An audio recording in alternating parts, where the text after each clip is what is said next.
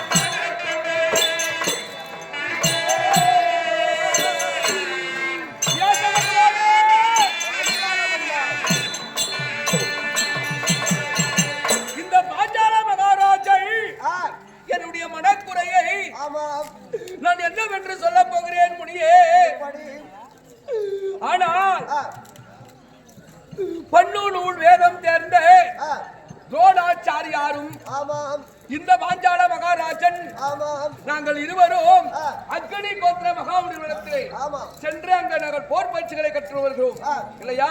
ஏழை ஏற்ற குதிரை ஏற்ற மாட்போர் கதை போர் என்று சொல்லக்கூடிய அவர் குரு எங்களுக்கு யாரு? அக்னி கோத்திர மகாமுனிவர். ஆமா, அவரிடத்திலே துரோணாச்சாரியாரும் இந்த பாஞ்சால மகாராஜனும் அப்படி கற்று வருகிற போது எனக்கு சரியாக அந்த பாடம் ஏறவில்லை. அதனால எனக்கு நெருங்கிய நண்பர் யாரு? துரோணாச்சாரியார். அப்படி அந்த துரோணாச்சாரியாரும் நானும் அக்னி கோத்திர மகாமுனிவரிடத்திலே பயிற்சிகளை கற்கிற போது துரோணாச்சாரியார் அற்புதமாக இந்த கலைகளை கற்று வந்தார். அதனால துரோணாச்சாரியாரிடத்திலே ஆனால் எனக்கு அந்த வித்தைக்கு சரியாக ஏறவில்லை, எனக்கு கற்றுக் கொடுங்கள் என்று சொன்னேனே.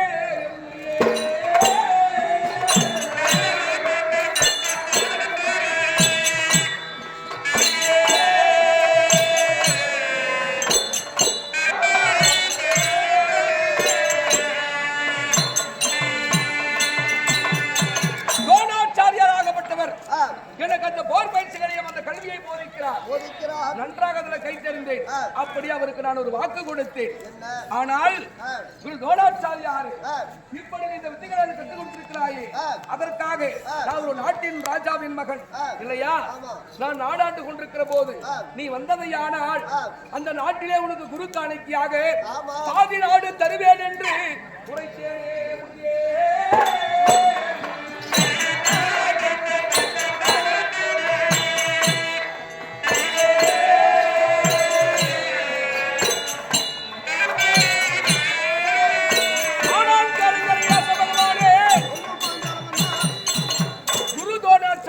நான் வித்தைகளை கற்றுணர்ந்தேன், சகலக்கலா வல்லவனானேன்.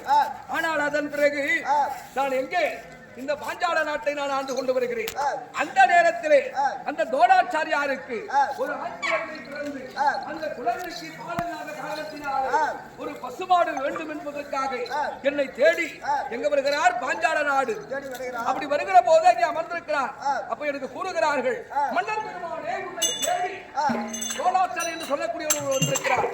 அப்ப மனுஷன என்ன நினைக்கிறேன், அதாவது நான் நாடாவது கொண்டிருக்கிற போது உனக்கு பாதுகாடு கொடுப்பேன், அப்படி பாதுகாடு கேட்க வந்திருக்கிறாரா என்று நினைத்து நான் அவரை அவமதித்தேனே.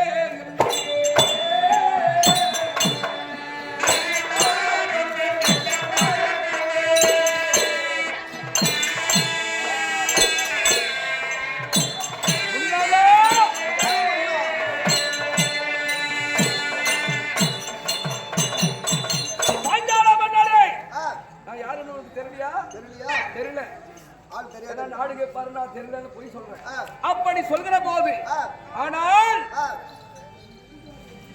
பாஞ்சால மகாராஜனே, நான் எதற்காக வந்திருக்கிறேன் என்று தெரியாமல் யார் என்று தெரியாது, அடையாளமே தெரியாது என்று என்னை அவமானப்படுத்தி விட்டாயே என்று கோபத்தோடு அந்த தோடாச்சாரியார் சென்று என்ன செய்தார் தெரியுமா? உன்னை நான் விடமாட்டேன், உன்னை அவமானப்படுத்தாமல் விடமாட்டேன் என்று அந்த தோடாச்சாரியார் அந்த அத்திநகர் சென்று மாணாக்கள் அழைத்து அந்த பாஞ்சால மன்னனை அடித்து கட்டி இழுத்து வாருங்கள் என்று உரைத்தாரே.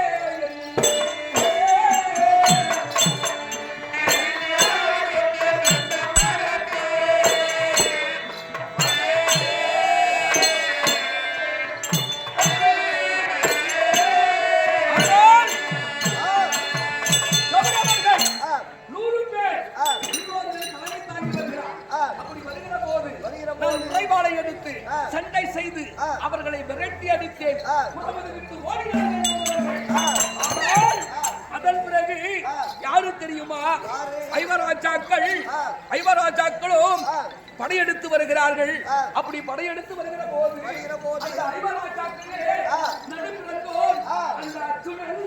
எப்படி சண்டை செய்கிறான்? அவன் என்ன செய்தான் தெரியுமா?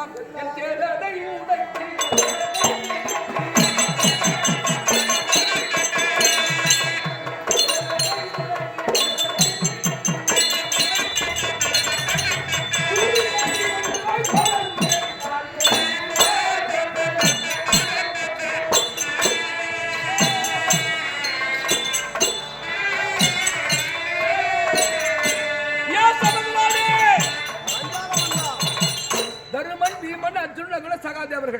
இருந்தாலும் அந்த ஐவராஜாக்களே நடு பிறந்தோர் ஆணழகள் மாபெரும் வீரன். அவன் சண்டை செய்யும் விதத்தை பார்த்து எனக்கு கையை அப்படியே ஒரு சடமான எப்பவுமே வந்து ஒரு அதிசயத்தை கண்டா அதுக்கு மேல பேசவும் முடியாது, என்ன செய்ய முடியாது.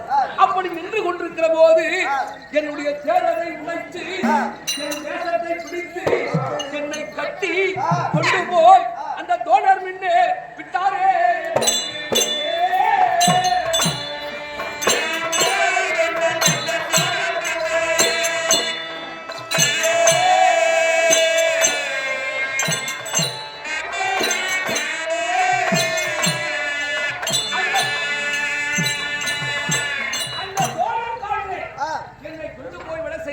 அர்ஜுனன் எல்லா நாட்டு மன்னர்களும்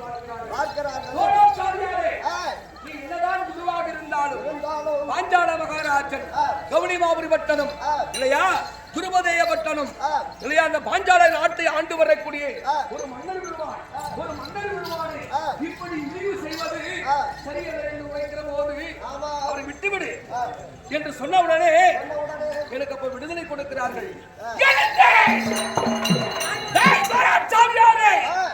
என்னதான் குருவாக இருந்த ஒரு நாட்டு மன்னனை மதிக்க வேண்டும். ஆனால் யாரை நீ கட்டி வர சொன்னாயோ,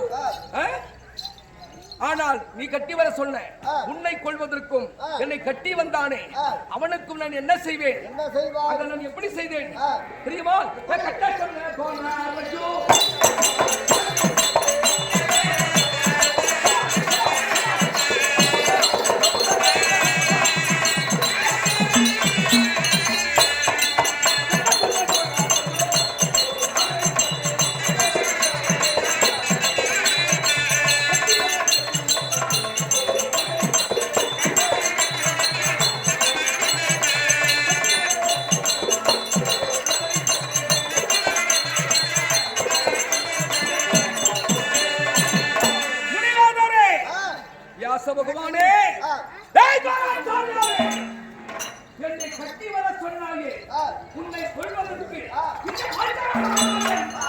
ஒரு ஆண் பிள்ளையை பெற்றெடுப்பேன். ஆனா என்னை கட்டி வந்தானே மாபெரும் பாரத போர் வீரர் 6 மலைகள் அந்த அர்ஜுனனுக்காக ஒரு பெண்களை பெற்று கொடுத்து மாமனாவும் மருதுமாகும் என்று அங்கே சபதம் வைத்தேன். அந்த சபதம் வைத்த அந்த சபையில் சபதம் வைத்தேனே, அந்த நான் சபதம் வைத்தபடி நான் என்ன செய்தேன் தெரியுமா? சபையில் வைத்த சபதம்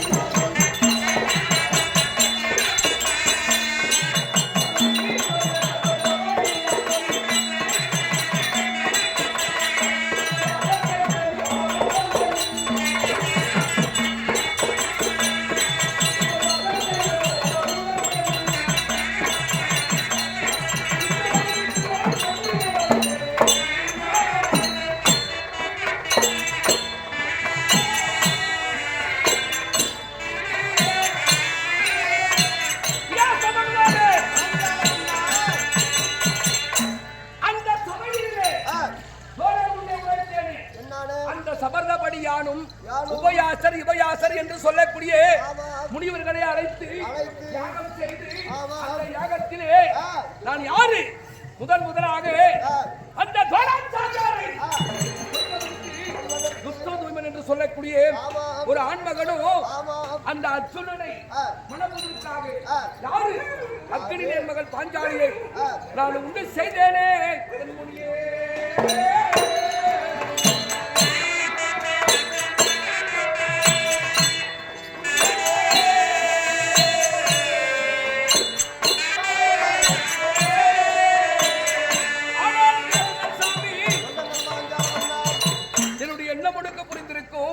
அதனாலே நான் இந்த பாஞ்சால மன்னன் என்னை இழிவுபடுத்திய அந்த தோணாச்சாரியாரை கொள்வதற்காகவும் என்னை கட்டி இழுத்து சென்றானே அர்ஜுனனுக்காக ஒரு பெண்ணையும் பெற்றேனே சாமி.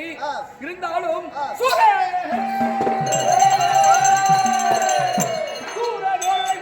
தூய்மனையும் என்றேன் மரணா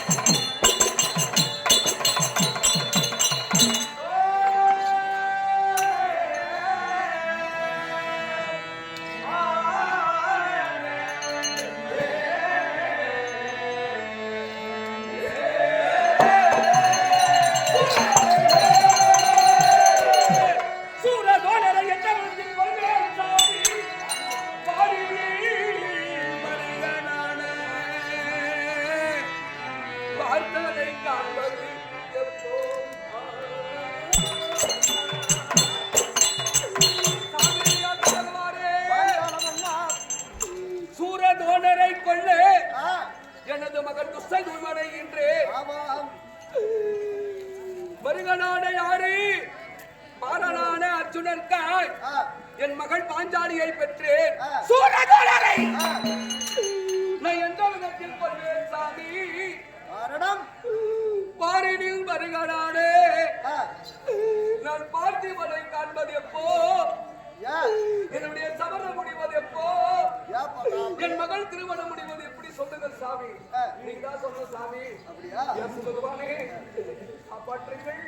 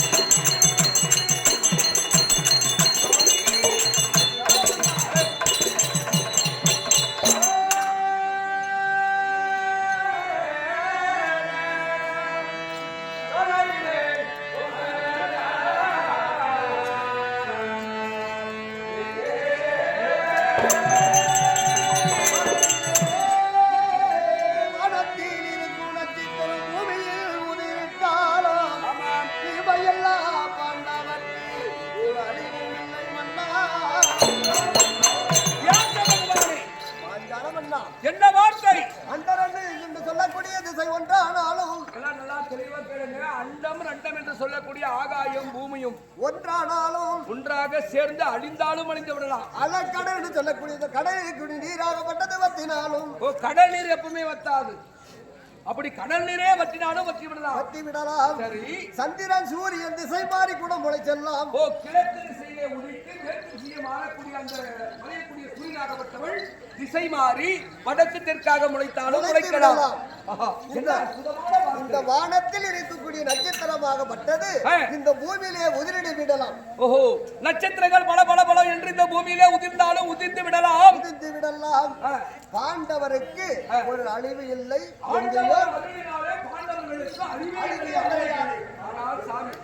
மிக்க மகிழ்ச்சி இருந்தாலும் அரக்குமா மாளிகையில் ஐவரும் இறந்தார் என்று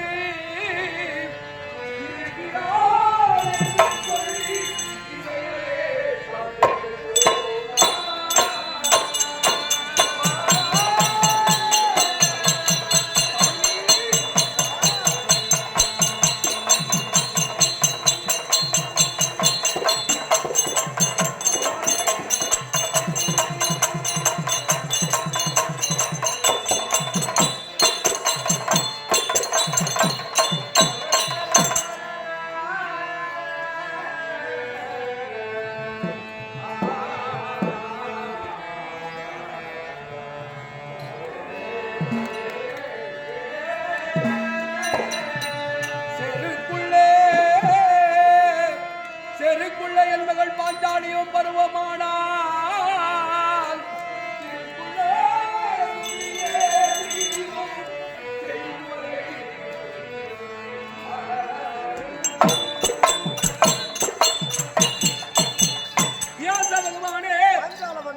அரக்குமா மாளிகையிலே தாய் குந்தியோடு ஐவராஜாக்கள் மாண்டு விட்டார்கள் என்று சிலர் வதந்தி.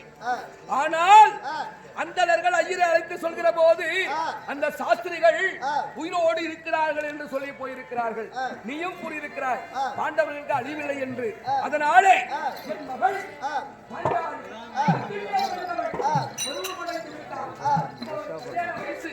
அவளுடைய எண்ணிய சபதமும் என்னுடைய சபதமும் நிறைவேற வேண்டும்.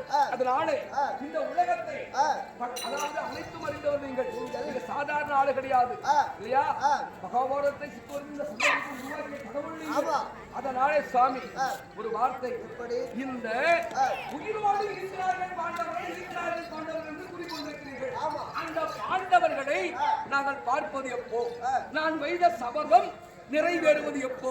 அந்த தோணாச்சாரியாரை நான் எப்படி என் மகனை வைத்துக் கொள்வது? என் மகள் பாஞ்சாலிக்கு எப்படி திருமணம் நடப்பது? விவரமா சொல்லுங்க சாமி. அப்படி பாண்டவர் உயிரோடு இருக்கிறேன் என்று சொல்லிவிட்டு அரகு மாளிகையில் மடிஞ்சிட்டான்னு சொல்றேன். அப்படி இருந்தால் என்ன செய்ய வேண்டும்? நம்ம நாட்டில் இருக்கக்கூடிய 1000 மன்னர்களை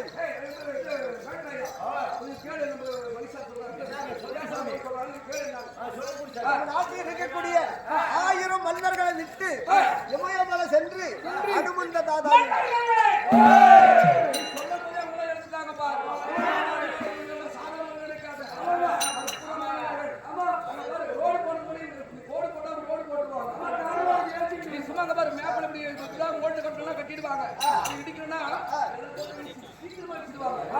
அப்படி 1000 மன்னர்களை விட்டு இமயமலை சென்று அனுமந்த நாதா என்று சொல்லக்கூடிய எகவில் இருக்கிறது. அந்த வில்லை கொண்டு வந்து கவுனிமாபுரி பட்டணத்திலே விசால புரிந்த இடத்திலே எகுவில்லை நாட்ட வேண்டும். எகுவில்லை சொல்ற மாதிரி அந்த எகுவில்லை நாட்டி வச்சா பாண்டவர்களை பார்க்கறது இதெல்லாம் சொல். எகுவில்லை நாட்டி விட்டு 55 நாட்டுக்கு நிருபம் எழுத வேண்டும். என்னவென்று? யாரு வில்லை வளைக்கிறார்களோ அவர்களுக்கு என் மகன்கள் பாஞ்சாலை கொடுப்பதாக. நல்லா இருக்குது நியாயம். அவனே 56 நாட்டிலே யார் அந்த வில்லை வளைக்கிறார்களோ அவங்களுக்கு மகன் பாஞ்சாலை. யாராவது ஒருவன் இவரை போல ஒருவன் வந்து வில்லை வளைத்து விட்டால் என் சபதம் எப்படி நிறைவேறுவது? நீ கூட வளைக்கலாம். எப்படி சாமி? ஏன் சாமி இந்த மாதிரி கட்டணும்? யாராவது நாட்டரசர்கள் வில்லை வைத்து விடுவார்கள். ஒரு மாபெரும் வீரன் இருப்பான். பாஞ்சாலமன்னா அப்படி வைத்து விட்டால் யாருக்கு வில்லு வளையாது. எவன் ஒருவன் குந்தி வயிற்றில் பிறந்திருக்கிறானோ, குந்தி வயத்தில் யார் பிறந்திருக்கிறாரோ அவங்களுக்கு மட்டும் வில்லு வளைய முடிய அந்த வில்லுக்கு நான் ஆவணம் செய்கிறேன். இது சரியான மகிழ்ச்சி. சுபமே ஜெயம் உடையமுத்துறை சேர்ந்த உயர் துறவாளர் பேர் அன்பிற்கு மதிப்புக்கும் உரிய ஐயா அவர்கள் இந்த நாடக திருவிழாவிலே கலந்து கொண்டு அக்னி வசந்த விழா எதற்காக தெரியுமா? எல்லா பாவங்களும் போக வேண்டும், நன்மை நடக்க வேண்டும். இந்த மாபெரும் மகாபாரத திருவிழா நடத்துறது எதுக்காக? இந்த ஊர் மக்கள் எல்லாம் நலமாக இருக்க வேண்டும் என்பதற்காக. அப்பேரிப்பட்ட இந்த திருவிழா சிறப்பாக நடைபெற வேண்டும், அனைவருடைய குறையும் தீர வேண்டும். இங்க வந்து அமர்ந்து சென்றாலே அவங்க பாவங்கள் எல்லாம் போயிடும், நல்லது நடக்கும். எண்ணம் போல் வாழ்க்கை. நம்ம மனதில் எது நினைக்கிறோமோ அது நடக்கும் இல்லையா? நல்லது நினைச்சா நல்லதே நடக்கும். எல்லாம் ஒரு சிலது காலம் தான். யாரும் நம்ம வந்து நீண்ட நாளை உயிரோட இருக்கிறதுல இருக்கும் வரையில் நல்லதை செய், நல்லதே நடக்கும் இல்லையா? அப்படிப்பட்ட உயர் திருவாளர் கலந்து கொண்டு பணம் வழங்கியிருக்கிறார். எல்லாம் இறைவி திரௌபதி அம்மள் அவருக்கு பக்கத்துணையாக இருந்து நலமும் வளமும் பெற்று வல்லாண்ட காலம் வாழ்க வழங்க வாழ்த்துகிறோம். எத்தனை கோடான